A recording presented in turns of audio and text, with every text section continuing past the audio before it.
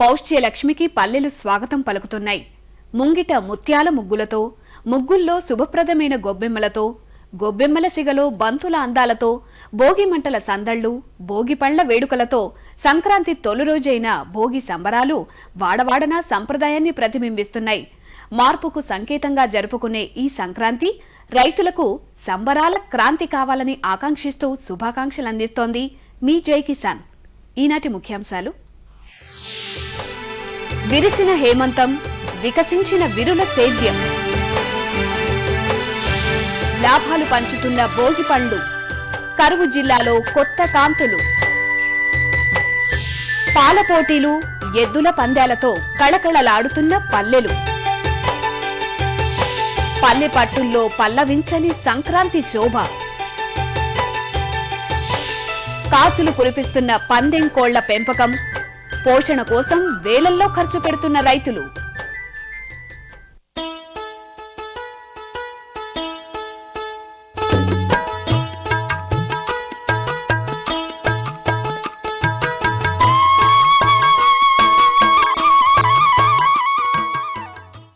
పూల అందాలతో మైమరపించే మాసం పుష్యమాసం. సంక్రాంతి వేళ రంగవల్లులపై చేరే గొబ్బెమ్మల కోసం బంతుల సృష్టి జరిగిందో, హేమంతానికి సొగసులద్దేందుకు చేమంతులు పూస్తాయో తెలియదు గాని, ఈ మాసంలో పూసి ప్రకృతి సిగలో మెరిసే ప్రతి పువ్వు జన్మ చరితార్థమవుతుందనిపిస్తుంది. విరుల సాగు నేడు సిరుల పంటగా ఆదరణ పొందుతోంది. ప్రత్యేకించి కొన్ని గ్రామాలు పూల సాగుతోనే మమేకమయ్యాయి. ఆదిత్యుని కిరణ స్పర్శతో వికసించిన పూబాలలు, వాటి చుట్టూ కావలి కాస్తున్నట్లు కొలువుదీరిన కల్పవృక్షాలు, ఇవి గోదావరి జిల్లాల అందాలని చెప్పకనే చెబుతున్నాయి కదూ. పశ్చిమ గోదావరి జిల్లా పెరవలి మండలంలోని కాకరపర్రు రైతులు విరబోయించిన సుమాలివి. సుమారు 1000 ఎకరాల్లో ఏడాది పొడవునా విరులు సాగవుతాయిక్కడ. సీజన్లోనే విచ్చుకునే చేమంతులు, ఏడాది పొడవునా పూసే కనకాంబరాలు, జాజులు, లిల్లీలు, పూరాణితో సహా ఏ పువ్వు కావాలన్నా ఏ కాలంలోనైనా అందించగలరిక్కడి రైతులు. అయితే ఈ ఏడాది వరుస విపత్తులు పూల దిగుబడిని దెబ్బతీయటంతో గిరాకీకి సరిపడా సరఫరా చేయలేకపోతున్నా పూలకు చిరునామాగా మారింది గ్రామం. బాగా బంతి పూలు అండి, మల్లి తోట, లిల్లీ తోట, గులాబీ తోట, కనకాంబరాలు మొత్తం రకాలైన పండుగలు మాత్రం చేదనం ఉంటుంది, ఉత్తడి మాత్రం రేటు తగ్గుతుంది. అంతవరకు బాగుంటుంది, లెక్కసరి అయితే బాగుంటుంది. ఇంకా ప్రతి రైతు పూల తోట వేస్తాడండి. వేస్తాడు, చిన్న రైతులు ఎక్కువ వేస్తారు. లిల్లీ వేస్తారండి, గులాబీ, బంతి, లిల్లీ, కనకాంబరం ఇవన్నీ వేస్తారండి. కిలో బంతి 30, చామంతులు 40 రూపాయలు, కనకాంబరం 200 రూపాయలు పైమాటగానే ధర పలుకుతున్నా పూల దిగుబడి ఆశాజనకంగా లేకపోవటం రైతులకు కొంత నిరాశను మిగులుస్తోంది. హైదరాబాద్, విజయవాడ, విశాఖపట్నం వంటి పట్టణాలకు ఇక్కడ నుంచి పూలు ఎగుమతవుతాయి. అయితే ఆదాయం వస్తే 2 లక్షలు 3 లక్షల వరకు వస్తుంది. వస్తే ఈ మయాన్ని తుఫాన్లు గట్ట కొట్టింది అనుకోండి, మొత్తం శ్వాస అయిపోతున్నాడు. ఏడాదంతా ఏ పంట వేసినా సంక్రాంతి మాసంలో పూలు అందివచ్చేలా సాగు చేపట్టే రైతులు లేకపోలేదు. అలాంటి రైతులున్న గ్రామాలే ఖమ్మం పట్టణానికి సమీపంలోని రఘునాథపాలెం, బల్లెపల్లి, పాండురంగాపురం, తనికెళ్ల, కొణిజర్ల ప్రాంతాలు. ఇక్కడ రకరకాల బంతులు పూయిస్తారు. పట్టణానికి దగ్గరగా ఉండటం, రహదారులకు ఆనుకుని ఉన్న పొలాల్లో పువ్వులు పూయించటం వల్ల పూలు మార్కెట్ దాకా కూడా తీసుకెళ్లాల్సిన పని ఉండదు రైతుకు.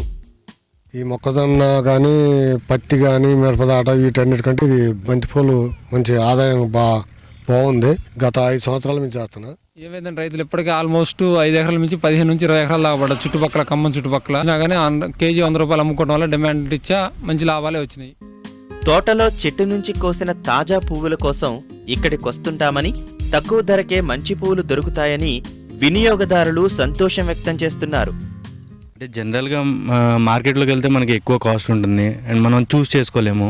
మనకు కావాల్సిన క్వాలిటీ కానీ వెరైటీ కానీ మనకి దొరకవు. సో డైరెక్ట్గా కల్టివేషన్ దగ్గరకు వచ్చేసి తీసుకుంటే మనకి మంచి క్వాలిటీ అండ్ మంచి రేట్లో దొరుకుతుందని చెప్పేసి ఖమ్మం నుంచి ఇక్కడికి వచ్చి పర్చేస్ చేస్తున్నాం. పండుగలు, పర్వదినాలను దృష్టిలో పెట్టుకుని ప్రణాళికాబద్ధంగా విరులు పూయిస్తున్న రైతులకు సిరుల పంటగానే కనబడుతోంది.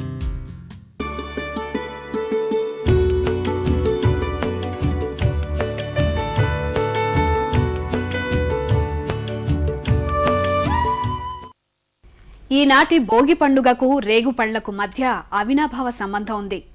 కొన్ని ప్రాంతాల్లో అసలు రేగిపళ్లను భోగిపళ్లనే అంటారు. ఆదిత్యుని అనుగ్రహంతో పిల్లా పాపలు చల్లగా ఉండాలని దీవెనలు కోరుతూ ఈరోజు భోగి పళ్లను పోయడం తెలుగునాట సంప్రదాయం. తొలి మంచు వేళలో భోగి మంటలు, మలిసంధ్య వేళలో భోగి పళ్ళు ఈనాటి ప్రత్యేకత. రేగుపళ్లంటే ఒకప్పుడు అడవుల నుంచే సేకరించేవారు, కానీ నేడా పరిస్థితి లేదు. రేగులోని పోషక విలువలు వెలుగు చూశాక ఈ భోగి పళ్లకు వాణిజ్య రూపు వచ్చేసింది. కరువు జిల్లాల్లో సిరుల పంటగా నిలదొక్కుంటోంది. హిమవంతంగా ఉండే హేమంతంలో దినకరుడు మకర రాశిలోకి వచ్చిన సందర్భాన్ని పురస్కరించుకుని జగతిన వేడుకైంది ఈ మకర సంక్రాంతి. రంగు రూపంలో తనను పోలి ఉండే రేగుపండంటే సూర్యునికి అత్యంత ప్రియమైనదిగా చెబుతారు. ఆ రేగు పంటగా మారి రైతుకు ఫలసాయాన్నిస్తోందిప్పుడు. పెద్దగా సారం లేని నేలలు, నీటి వసతికి నోచుకోని భూములు రేగు సాగును ఆహ్వానిస్తున్నాయి. ఎలాంటి ప్రతికూల పరిస్థితులనైనా తట్టుకుని నిలబడే ఈ మొండి మొక్క బహుళ ఆదరణలోకొచ్చింది. కండలేని పుల్లని నాటురేగును మరిపించే కండగలిగిన రకాలెన్నో నేడు వాణిజ్య సరళిలో సాగవుతున్నాయి. ముఖ్యంగా అత్యల్ప వర్షపాతం గల అనంతపురం జిల్లాలో రేగు సాగుకు ఆదరణ పెరుగుతోంది. జిల్లాలోని తాడిపత్రి ప్రాంతంలో సుమారు 1250 ఎకరాల్లో రేగు తోటలు కనిపిస్తాయి. రైతులకు బాగా దిగుబడి వచ్చింది.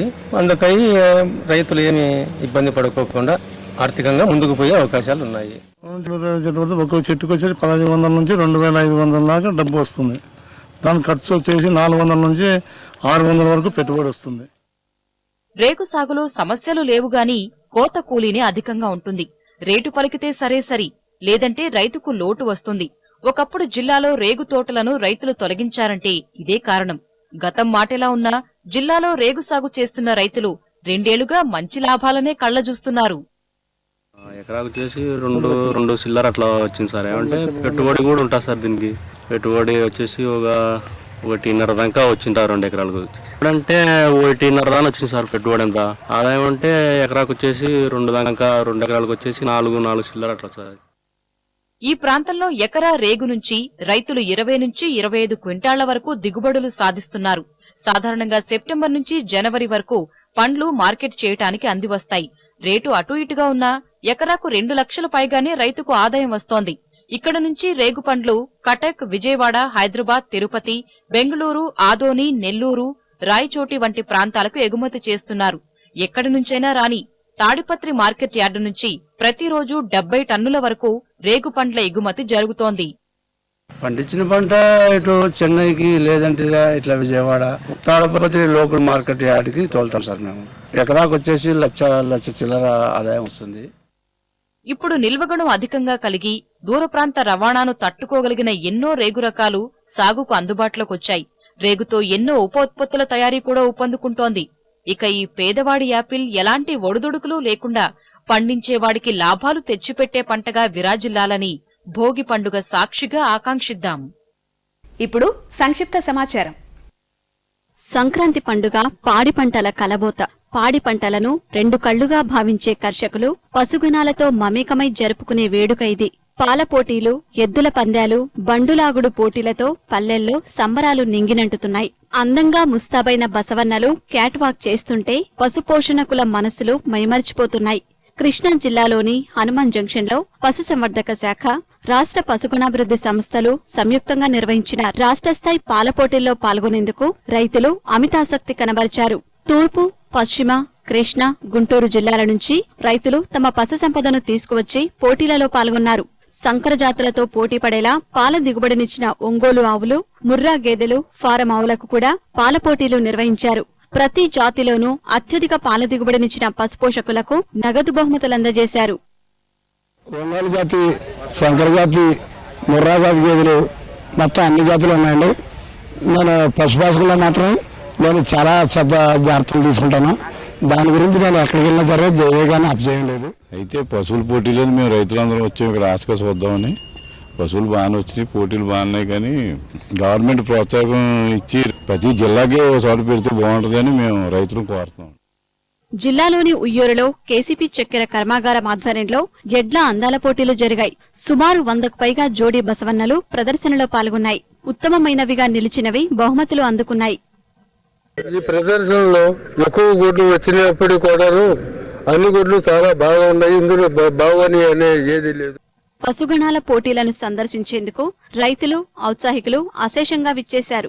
ప్రదర్శనలో కనిపించిన ముర్రా జాతి గేదెలు, ఒంగోలు, పుంగనూరు సంకర జాతి ఆవులు సందర్శకులలో కొత్త ఆశలు రేకెత్తించాయి.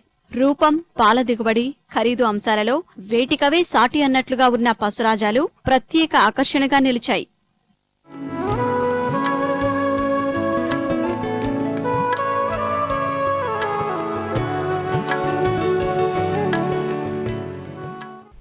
తుషార బిందువుల మధ్య సాగే హుషారు కాలం. పచ్చని పట్టు పరికిణీ కట్టినట్లు శోభిల్లే గ్రామ సౌభాగ్యం. ఎంత చూసినా తనివి తీరదు ప్రకృతికాంత సౌందర్యం. సస్యలక్ష్మిని స్వాగతించేను పుష్యమాసం. రైతులోగిళ్లు ధాన్యపు రాసుల క్రాంతిమయం. తెలుగునాట 3 రోజుల పాటు జరిగే సంక్రాంతి సంబరం అంబర చుంబనం. ఏటేటా వస్తుంది సంక్రాంతి పండగ,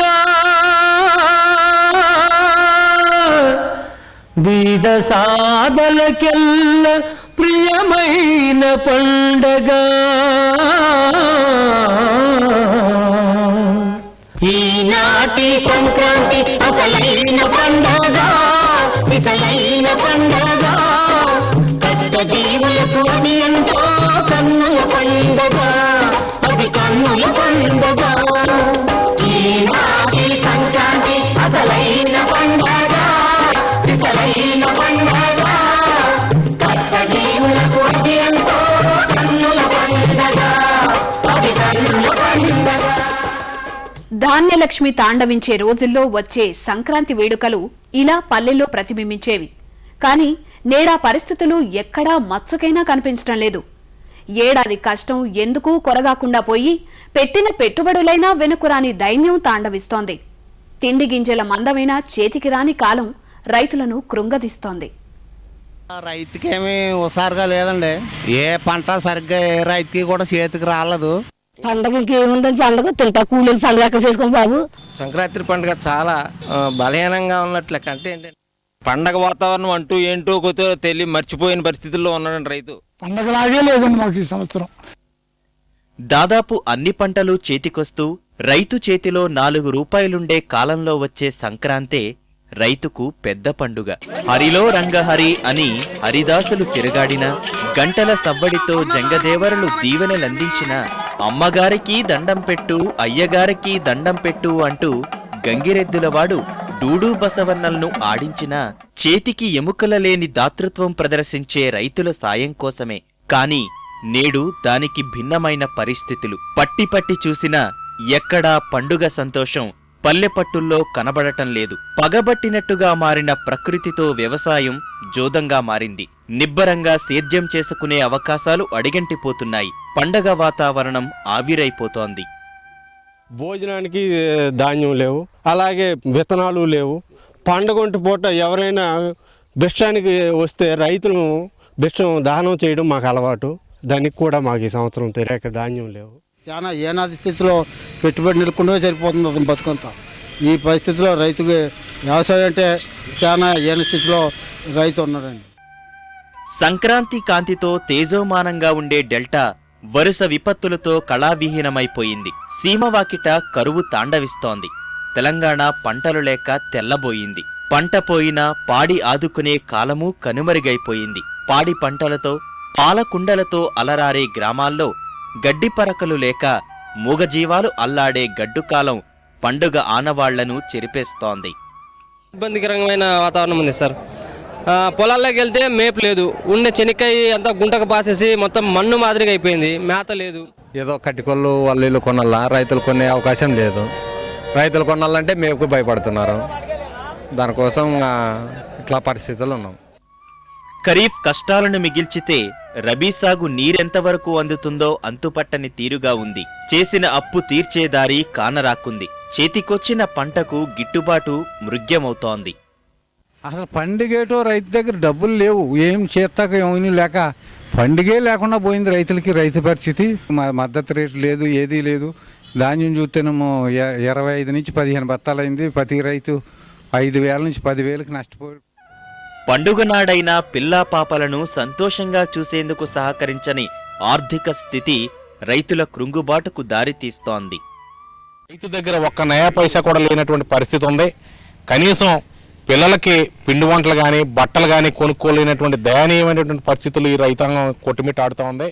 ఆడబోసులు ఉన్నారండి, అలా పండగ తీసుకురావాలండి. మా పిల్లలకు కూడా బట్టలు కొనుక్కుందని దిక్కులేదు. ఏం కొనుక్కుందామన్నా అన్ని హై రేట్లు పెరిగిపోయాయి. ఇప్పుడు మళ్ళీ నెక్స్ట్ మళ్ళీ నాట్లు వేయాలి. నాటు వేయడం కూడా చాలా ఇబ్బందిగా ఉంది. సావుకారుల ఆల్రెడీ 70,000 పెట్టారండి వాళ్ళు. మళ్ళీ పెట్టమని వెళ్తాడు, మాకు ముఖం చేస్తలేదండి. పండుగ వాతావరణం పల్లెల్లో కనిపించకుండా పోవటం రాబోయే కష్టకాలానికి సంకేతం. ఆరుగాలపు కష్టం రాబందుల పాలవుతుంటే కర్షక లోగిళ్లలో పండుగ కళ ఎక్కడి నుంచి వస్తుంది? పదవుల కోసం పోరాటం, అధికారం కోసం ఆరాటంతో చెప్పే కల్లబొల్లి కబుర్లు రైతుల కష్టాన్ని తుడిచివేయగలవా? జాతికి పట్టెడన్నం పెట్టే అన్నదాతను నష్టజాతకుడిగా మార్చి పస్తులు పెడుతున్న పాలకుల తీరుతో విసిగిపోతున్నారు రైతులు. కాడిమేడి వదిలేస్తున్న రైతుల సంఖ్య ఏటికేడు పెరిగిపోయి పండించేవాడే లేకపోతే పండగ ఎక్కడి నుంచి వస్తుంది? ఆదుకోలేని వాగ్దానాలు, కాలం సరిపుచ్చే హామీలతోనే పుణ్యకాలం కాస్తా పూర్తయిపోయి ఇప్పటికే వలసబాట పడుతున్న రైతులు ఇక పల్లె ముఖం చూడకూడదన్న కఠోర నిర్ణయాన్ని తీసుకుంటే అందరి ఆకలి ఎలా తీరుతుంది? రైతు క్షేమమే దేశ క్షేమమని వల్లవేసే ఏలికలు ఇప్పటికైనా మేలుకొని దిద్దుబాటు చర్యలకు పూనుకోవాలి. రైతును ఆర్థికంగా నిలబడితేనే ప్రగతిని తెలుసుకోవాలి. మరుసటి ఏడాది నాటికైనా భోగిమంటలు రైతుల బాధలను కాల్చేసి భోగభాగ్యాలను ప్రసాదించాలని ఆకాంక్షిద్దాం.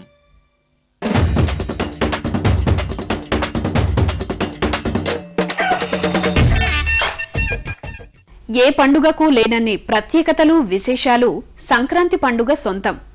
పిల్లలకు, పెద్దలకు అందరికీ సంతోషాలను తెచ్చే పండుగ ఇదే. నింగినెగిరే పతంగులు పిల్లల్లో హుషార్ని నింపితే కోడిపందాలు, ఎడ్ల పోటీలు పెద్దలకు ఎనలేని ఉత్సాహాన్నిస్తాయి. కోడిపందాలను ప్రభుత్వం నిషేధించినా సంక్రాంతి 3 రోజులు వీటి జోరు చాటుమాటుగానైనా సాగుతూనే ఉంటుంది. సంక్రాంతి సంబరాల్లో కోడిపందాల స్థానం ప్రత్యేకం. పందెం కోళ్ల చరిత్ర బహుఘనం.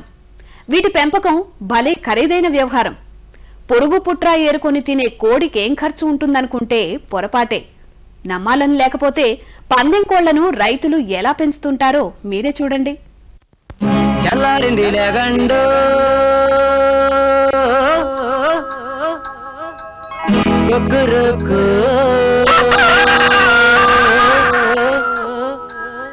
కోడిపుంజుకు చెప్పలేని ఆదరణ లభించే పండుగ ఇది. పుష్టిగా ఉండే దేహం, వాడైన గోళ్లు, బలిష్టమైన కాళ్ళు, చురుకైన తీక్షణపు చూపు, కురచైన ముక్కు, ఎర్రటి జూలుతో ఆకర్షణీయమైన ఈకలతో కనిపించే ఈ కోళ్లను కేవలం పందెం వేసేందుకే ప్రత్యేక శ్రద్ధతో పెంచుతుంటారు రైతులు. పందెం కోళ్ల సంరక్షణ ఎంతో వ్యయ ప్రయాసలతో కూడుకున్నది. కోడి కోడిగుడ్డు తింటుందంటే మీరు నమ్ముతారా? నమ్మి తీరాలి. ఎందుకంటే ఈ పందెం కోళ్ల మెనూలో గుడ్డు ఉంది విడ్డూరంగా. అంతేనా, పిస్తా, బాదం పప్పులు మస్తుగా తినిపిస్తే గాని ప్రత్యర్థిని ఎదుర్కొనేందుకు బలం చాలదంటారు రైతులు. వీటి ఆహారం వచ్చేసి ఉదయం వచ్చేసి కాస్త గుడ్డు వేస్తామండి. బాదం పప్పులు 4 కానీ 5 కానీ వేస్తామండి ఒక్కోదానికి. మధ్యాహ్నం 1 గంట నుంచి 2 లోపు వీటికి దానా పెడతామండి. అది మన పొలం కోసం, పొలం రావడం కోసం. ఈ విధంగా ఆహారం ఏంటంటే ఒక 2 నెలల ముందు, ఈ పండుగ సంక్రాంతి నెలల్లో 2 నెలల ముందు నుంచి ఆహారం అందిస్తామండి. పొద్దున్నే జాగింగ్ చెప్తామండి. జాగింగ్ చేపించిన కాడ నుంచి బయట అగ్గిలో గట్టేస్తాం 10, 11, 12 దాకా. అక్కడ నుంచి ఏటమాసం కైమా 100 గ్రాములు వేస్తాం. వేసాక బాదం పిక్కలు 10 వేస్తాం. తర్వాత చెరువులో ఈస్తామండి. ఒక 10 నిమిషాలు ఈస్తాం. 2 నెలలు మొదలు పెట్టాక ఇంకో వారానికి ఆపేస్తామండి. అసిల్ జాతి కోళ్లు పందానికి ప్రత్యేకమైన జాతి. ఈ జాతి కోడి హుందాగా సైనికుడిలా ఉంటుంది. వీటి పెంపకం సీమ జిల్లాల్లోనూ, గోదావరి జిల్లాలతో పాటు గుంటూరు జిల్లా పల్నాడు ప్రాంతంలో కూడా అధికంగా కనబడుతుంది. తరతరాలుగా వీటి పెంపకం సాగిస్తున్న రైతు కుటుంబాలు నేటికీ అక్కడ కనిపిస్తాయి. బరిలో దిగి పోరులో గెలిచిన పుంజులను సంతతి పెంపుకు ఉపయోగిస్తూ జాతిని సంరక్షిస్తారు. పందెం కోడి తయారవ్వాలంటే 2 ఏళ్ల నిరీక్షణ, 2 నెలలకు తగ్గని కఠోర శ్రమతో కూడిన శిక్షణ అవసరమంటారు పెంపకంలో తలపండిన రైతులు. 6 మాసాల వయసున్న కోడిని తీసుకొచ్చి మీరు 6 మాసాలు ప్రయత్నిస్తే పందానికి సరిపడే ఒక కోడి తయారవు. ఒక కోడిని తయారు చేయడానికి 25 నుంచి 30 వేల రూపాయలు ఖర్చు. కోడి ఖరీదు కాక ఇవాళ అదే కోడిని మీరు కొనాలనుకుంటే ₹25,000 దగ్గర నుంచి ₹50,000 దాకా. ఈ ఉత్తమ జాతులు మా దగ్గర మూడు జాతులు ఉన్నాయి. కేకర్, బాండా, ఇరాన్. ఇది పోషించడం అంటే ఎప్పుడు కావాలంటే అప్పుడు మార్కెట్లో దొరికే జాతులు కావు, డబ్బులు పెట్టుకోవాలన్నప్పటికీ పోషించడం చాలా వెయ్యి ప్రయాసాలకు గురై పోషిస్తున్నాం. ఒక 40 కోడి 50 కోడి ఉంటుందండి. ఒక 20 కోడి పందెం తయారవుతుంది ప్రతి సంవత్సరం. పందెం కోడికి మేత విషయంలో మాత్రమే శ్రద్ధ తీసుకుంటే చాలదు. ఏ లోటు లేకుండా నీటిగా వసతిని ఏర్పాటు చెయ్యాలి. వీటి కోసమే ప్రత్యేకంగా తయారు చేయించిన గంపల క్రింద కమ్మేస్తారు. ఒక గంప క్రింద ఒక కోడికే స్థానం. రైతు చెప్పిన దాన్ని బట్టి చూస్తే ఈ గంపల క్రింద కమ్మేసిన కోళ్ల విలువ లక్షల్లో ఉంటుంది. ఇక ఇవి బరిలోకి దిగితే పందెం కోసం కోట్లు చేతులు మారటంలో ఆశ్చర్యమేముంది? ఈ కార్యక్రమంపై మీ అభిప్రాయాలు, సూచనలు పంపించవలసిన మా చిరునామా జై Kisan, ETV 2, Ramoji film city, Hyderabad 501512. Mobile number 9394450069. రైతులోకపు గుండె చప్పుడు జై కిసాన్ కార్యక్రమాన్ని ఇప్పుడు యూట్యూబ్లో www.youtube.com/etv2jkisan లింక్ ద్వారా కూడా వీక్షించవచ్చు.